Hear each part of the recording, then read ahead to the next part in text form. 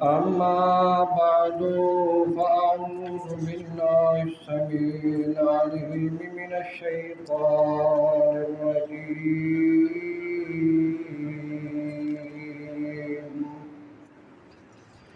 قال الله تبارك وتعالى في القرآن المجيد: يريد الله بكم اليسر ولا يريد بكم العسر ولتكملوا العدة ولتكبروا الله على ما هداكم ولعلكم تشكرون. وقال الله تبارك وتعالى في مقام آخر: إن الذين هم في خشية ربهم مشفقون والذين هم بآيات ربهم يؤمنون والذين هم بربهم لا يشركون والذين يؤتون ما أتوا وقلوبهم وجنة أنهم إلى ربهم راجعون.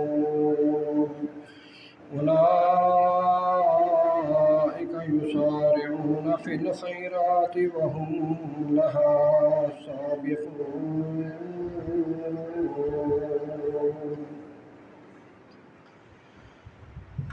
حمد و ثنا اللہ وحدہ لا شریک کی ذات کے لیے، بے شمار لا تعداد درود و سلام سید الاولین والمرسلین امام الانبیاء محمد الرسول اللہ صلی اللہ علیہ وآلہ وسلم کی ذات اقدس مقدس مطہر کی۔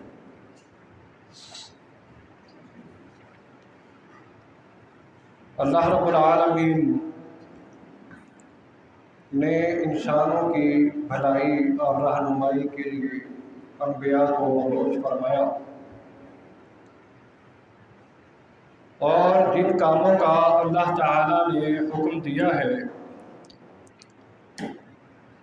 وہ یقیناً اللہ تعالیٰ نے ہمیں تنگ کرنے کے لیے نہیں بلکہ وہی احکام لاگو کیے ہیں جن کو ہم آسانی سے کر سکتے ہیں۔ اللہ تعالیٰ کا کوئی بھی حکم کسی حکمت سے خالی نہیں، اس میں ہمارا ہی فائدہ ہے۔ اس لیے اللہ رب العالمین نے فرمایا: یرید اللہ بکم الیسر ولا یرید بکم العسر۔ اللہ رب العالمین تمہارے لیے آسانی کا ارادہ رکھتا ہے، نہ کہ تمہیں کسی مشکل میں ڈالنے کا ارادہ۔ اور جو دن گزر گئے ماہ رمضان کے، ان کے متعلق فرمایا: وَلِتُكْمِلُوا الْعِدَّةَ، اور گنتی کے چند دن ہیں ان کو پورا کرو، وَلِتُكَبِّرُوا اللَّهَ عَلَى مَا هَدَاكُمْ، اور جو اللہ رب العالمین نے تمہیں ہدایت عطا فرمائی ہے اس کے بدلے میں تم اللہ کی بڑائی کو بیان کرو، یعنی اللہ کی توحید کو اپناؤ، اللہ کے سامنے گر گراؤ، اپنے آپ کو اللہ کے سامنے سرنڈر کر دو کہ اللہ تو ہی سب کچھ کرنے والا ہے اور کسی کی کچھ بھی کرنے کی طاقت نہیں ہے۔ ہم جو بھی نیک اعمال کرنے والے ہیں یہ تیری توفیق سے ہے، ہماری اس میں کوئی طاقت نہیں۔ ہم تو اپنا قدم بھی اٹھا کر چلنے کی طاقت ہی نہیں رکھتے، یہ تیرے فضل سے ہے سب۔ وَلَعَلَّكُمْ تَشْكُرُونَ، فرمایا تاکہ تم اللہ کا شکر ادا کرنے والے بن جاؤ۔ اور یاد رکھو اللہ کا شکر وہی ادا کرے گا جو اللہ کی توحید کو سمجھتا ہے، اور جو اللہ کی توحید کو نہیں سمجھتا وہ اللہ کا کبھی بھی شکر ادا نہیں کرتا۔ آپ اندازہ کریں کہ لوگوں کی اس قدر حالت خراب ہو چکی ہے۔ آج میں ایک چھوٹی سی ویڈیو سنی،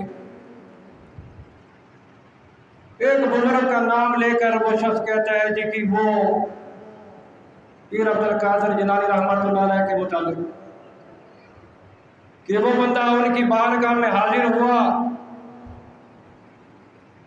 اور جب دیکھا کہ ان کے پاس سے ایک خوبصورت نوجوان اور خوبصورت کپڑوں میں وہاں سے اٹھ کر جا رہا ہے، کہتا ہے کہ میں نے ان سے سوال کیا کہ حضرت یہ کون ہے؟ کہا کہ یہ عید کا چاند ہے، یہ مجھ سے پوچھنے کا آیا تھا میں 29ویں کا نکلوں یا 30 کا نکلوں۔ اندازہ کر، یہ اللہ کے معاملے اور انسانوں کے سپرد کر دیے کہ مطلب کیا کہ وہ عید کا چاند بھی پیر عبد القادر جیلانی سے پوچھ کر نکلتا ہے ورنہ وہ نکلے گی۔ اندازہ کر کتنی جہالت ہے۔ یہ ایک مولوی بیان کر رہا ہے، عام بندہ نہیں۔ ویڈیو میرے پاس ہے، دیکھ سکتے ہو۔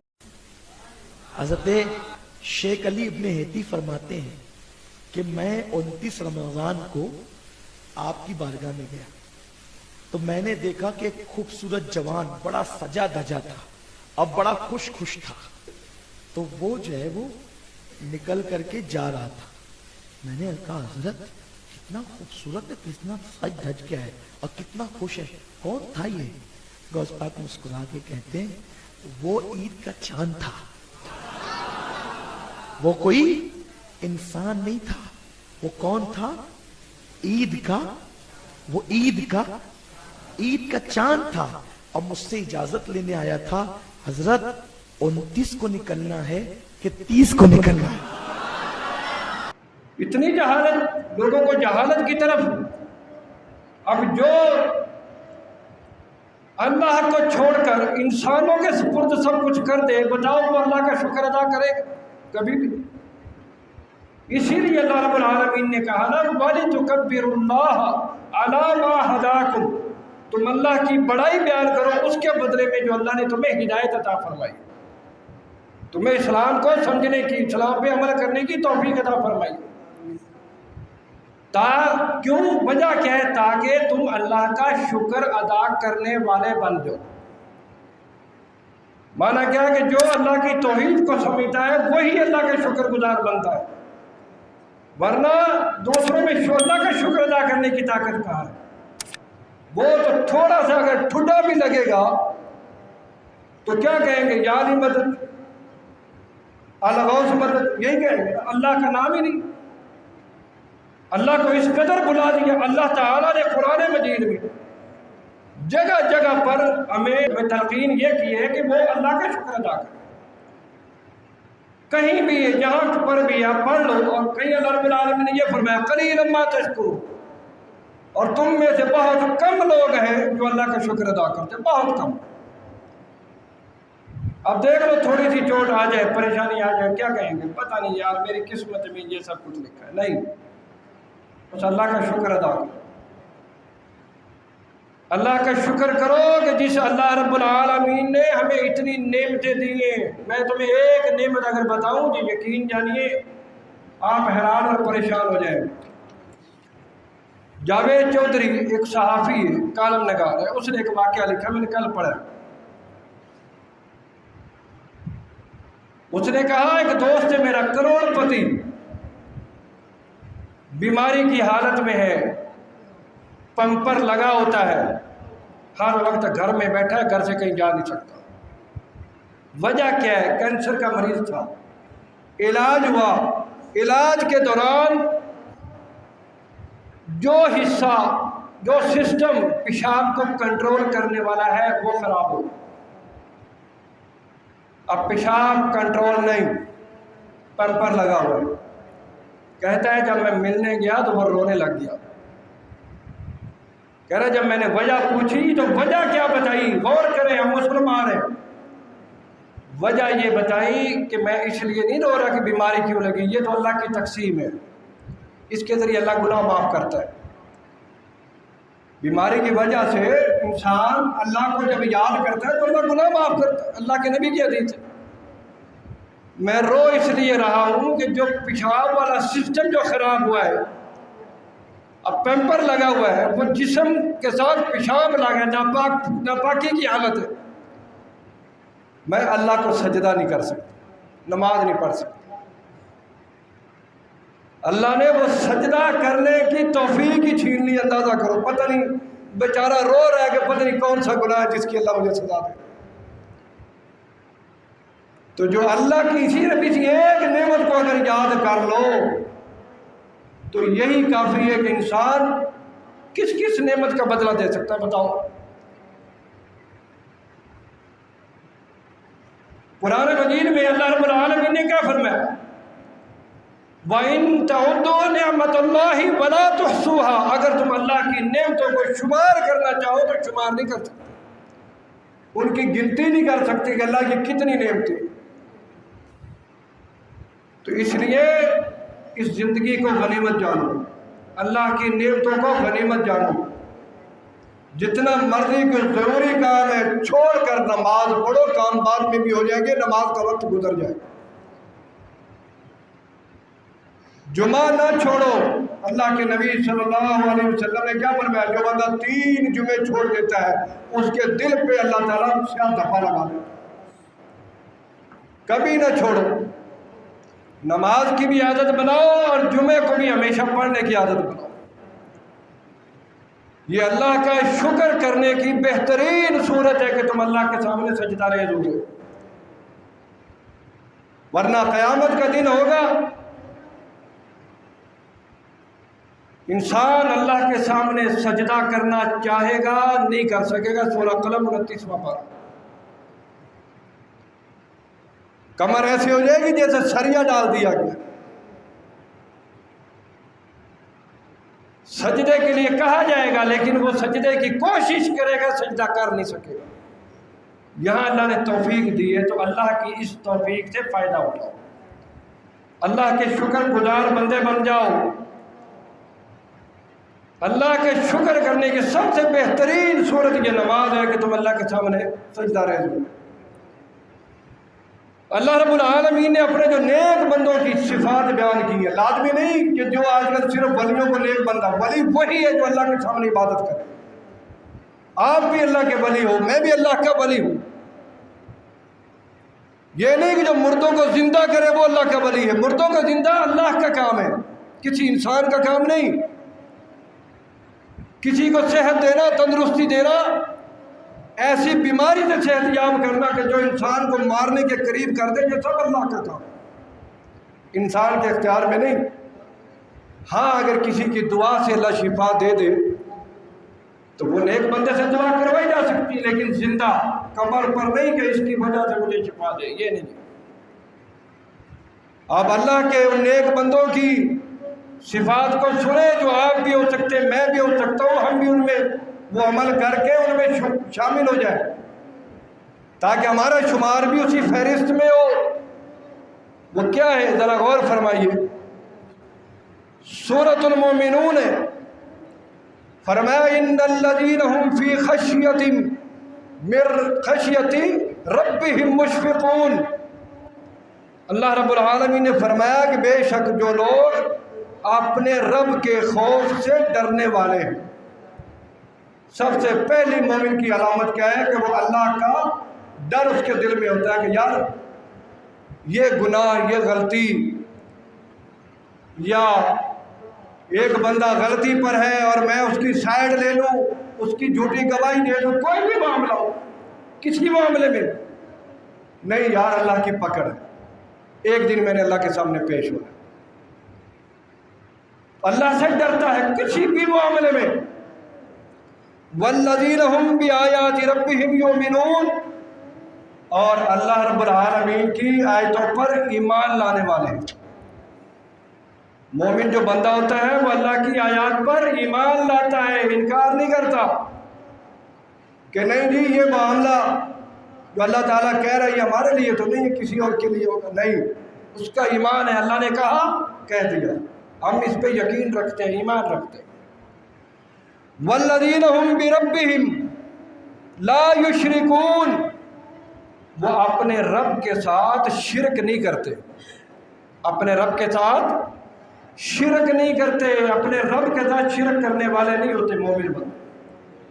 کیا معلوم ہوا جو اللہ کو چھوڑ کر قبروں پہ سجدہ کرے، اللہ کو چھوڑ کر غیروں کو وسیلہ بنائے، اللہ کو چھوڑ کر دوسروں سے مدد طلب کرے، اللہ کی ذات کے ساتھ شرک کرنے والا ہے، ان کا کیا ہے؟ ایمان ہی مکمل ہے، وہ مومن نہیں، مومن وہی ہے جو اللہ کی ذات کے ساتھ شرک کرنے والا ہے، جو ہاتھوں میں دھاگے باندھتا ہے، اس کا ایمان نامکمل ہے۔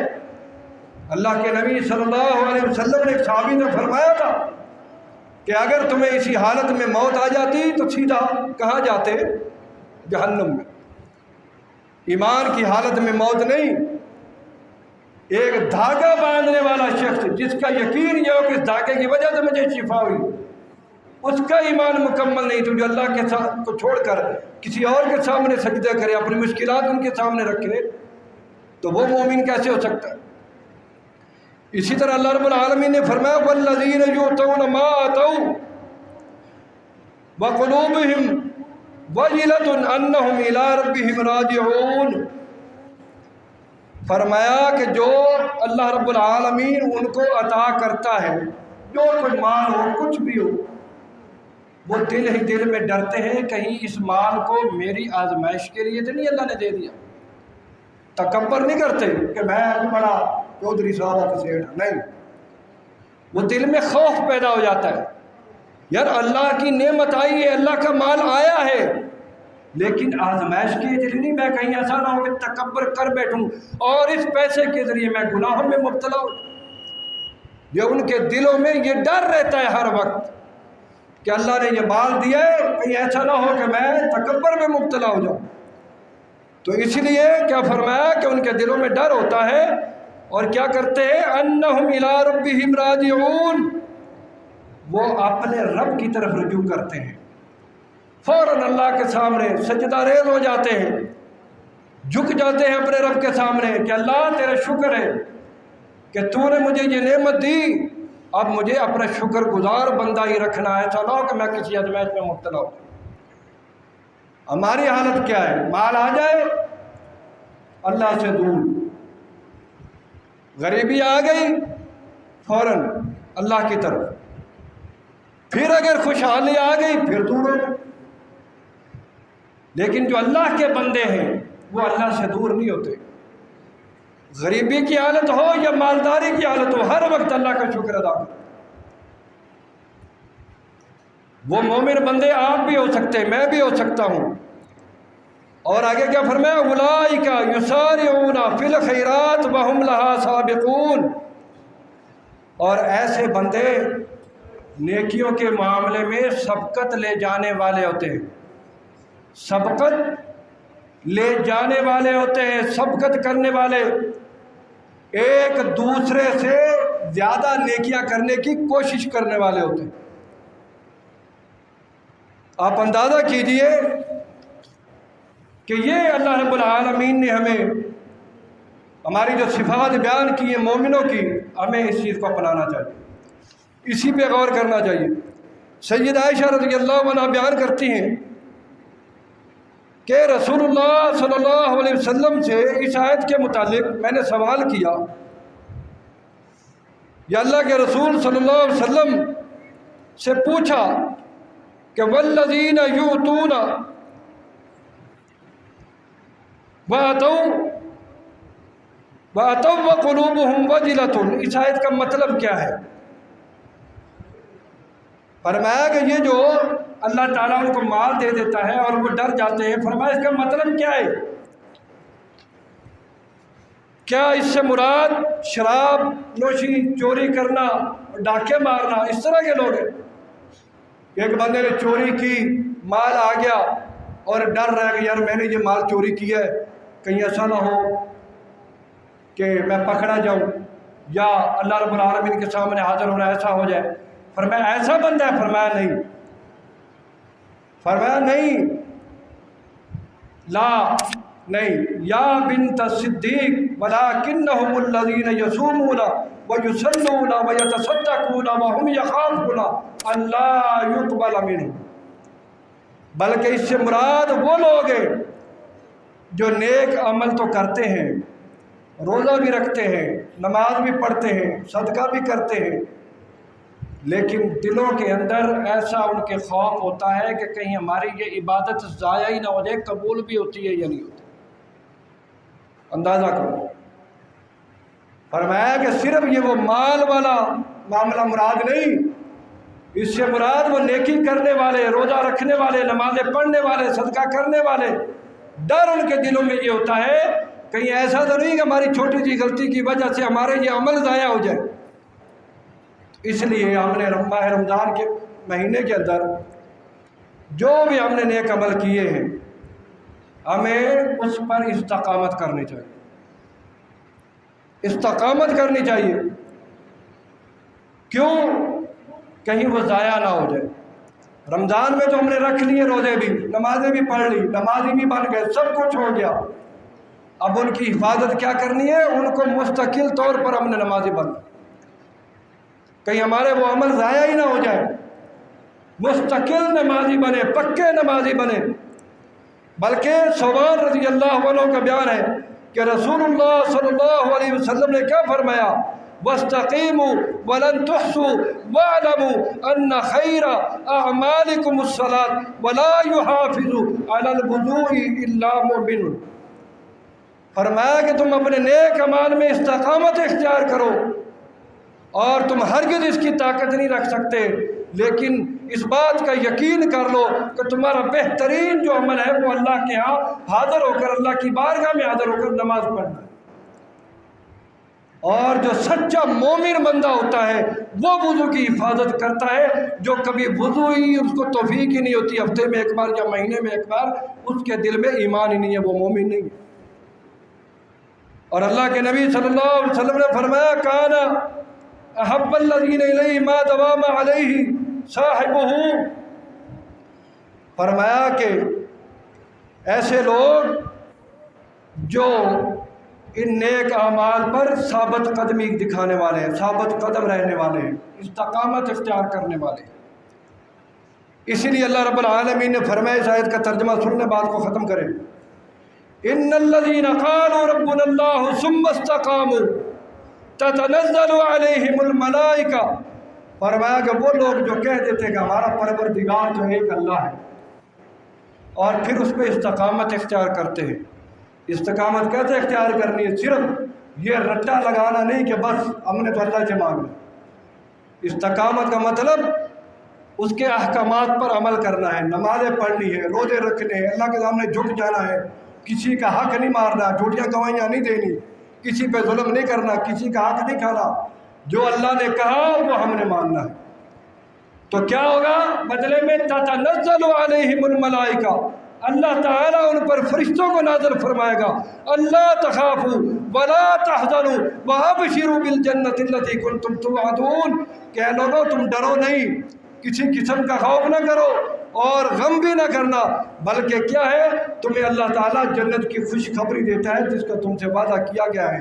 نحن اولیاؤکم فی الحیات الدنیا، فرمایا ایسے لوگوں کو ہم دوست رکھتے ہیں دنیا کے اندر بھی، وفی الآخرہ، اور آخرت میں بھی، وَلَكُمْ فِيهَا مَا تَشْتَهِي أَنفُسُكُمْ وَلَكُمْ فِيهَا مَا تَدَّعُونَ، اور اس جنت کے اندر جو کچھ تم چاہو گے، دل کے اندر ارادہ کرو گے، وہی تمہیں دیا جائے گا۔ نُزُلًا مِّنْ غَفُورٍ الرحیم، اور یہی تمہارے رب کی طرف سے تمہارے لیے مہمان نوازی ہو۔ اس سے بڑھ کر اور کیا چاہیے؟ یہ تو عارضی زندگی ہے، کچھ پتہ نہیں کسی وقت انسان کو بلاوا آ جائے کہ تم میرے پاس آ جائے، کسی وقت بھی انسان کی روح پرواز کر سکتی ہے، کوئی گارنٹی نہیں۔ ہم کوئی چیز خریدتے گارنٹی مانگتے، اپنی گارنٹی نہیں کہ ہم نے نماز پڑھتے ہوئے ایک سجدہ کیا، دوسرے سجدہ کی توفیق ہے بھی یا نہیں۔ کتنے لوگ ایسے ہیں جو حالت نماز کے اندر ان کی روح پرواز کر، بلکہ ایک ویڈیو میں نے دیکھی، بندہ نماز پڑھا رہا ہے، سجدے میں گیا، وہ امام کی روح نکل گئی، اب پچھلے بندے انتظار میں کہ اب اٹھ رہا ہے۔ کچھ دیر گزرنے کے بعد ایک بندہ سر اٹھا کے دیکھتا ہے کہ وہ سجدے میں ہو، پھر سجدے میں پڑ جاتا ہے، پھر دیکھتا ہے، پھر نہیں۔ لیکن وہ نماز گھر میں پڑھ رہے تھے 3-4 افراد، پھر غالباً گھر میں کسی بچے کو یا کوئی عورت آتی ہے جلدی سے، اس کو دیکھتی ہے تو وہ پھر پیچھے سے آواز لگاتی، تو پھر ان میں سے ایک بندہ جو نمازی وہ آگے ہو جاتا ہے، باقی نماز پوری کرتا ہے، کرنے کے بعد پھر اس کو اٹھاتے دیکھتے تو اس کی روح نکل چکی۔ کتنی اچھی موت ہے جو حالت نماز میں آ جائے۔